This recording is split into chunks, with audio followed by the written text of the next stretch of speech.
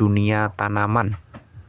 Oke kawan, kali ini saya akan membuat pupuk kompos ya kawan, dari sisa-sisa daun atau sampah-sampah bekas pagar ya, atau dedaunan yang ada di sekitar kita. Kita siapkan dulu lahannya, buatlah lubang seperti saya ini ya. Tanahnya bisa dibuat untuk media tanam. Nanti ada potongan video atau video saya berikutnya. Tanah bekas galiannya bisa untuk media tanam, cangkokan, atau bisa menanam tanaman lain di planter bag ya. Banyak sekali manfaatnya pupuk kompos. Kandungan-kandungan yang ada dalam pupuk kompos diantaranya oksigen, hidrogen, karbon, dan nitrogen. Apa manfaatnya buat tanaman? Manfaat pupuk kompos untuk tanaman bisa meningkatkan kualitas tanah, bisa meningkatkan pertumbuhan tanaman, bebas penyakit, hama dan gulma, bebas bahan kimia, mengurangi penggunaan pupuk kimia, dan meningkatkan kualitas produk tanaman. Dan akar tanaman bisa jadi lebih kuat. Bisa juga untuk meningkatkan pH tanah pada tanah yang asam.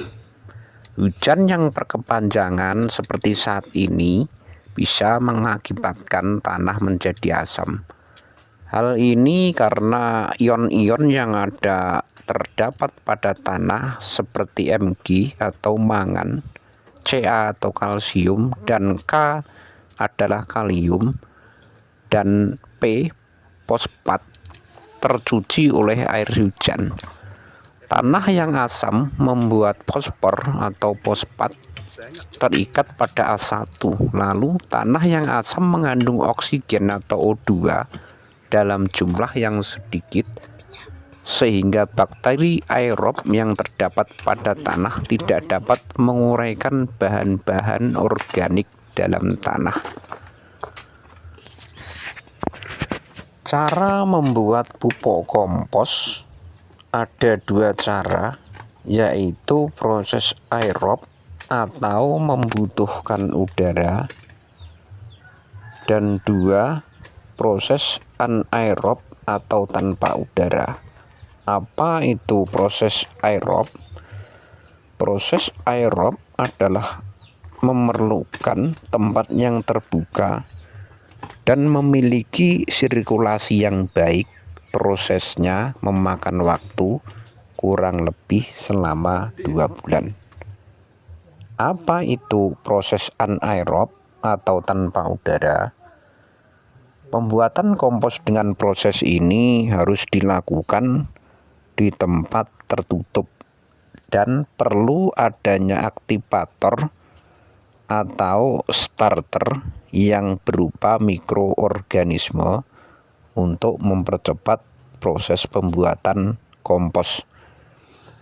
Aktivator ini biasanya digunakan untuk membuat kompos dengan cara anaerob adalah E4. Prosesnya bisa memakan waktu selama 5 sampai 15 hari. Pembuatan pupuk kompos secara aerob dan anaerob menghasilkan kompos dengan kualitas yang kurang lebih sama. Berikut adalah cara pembuatannya.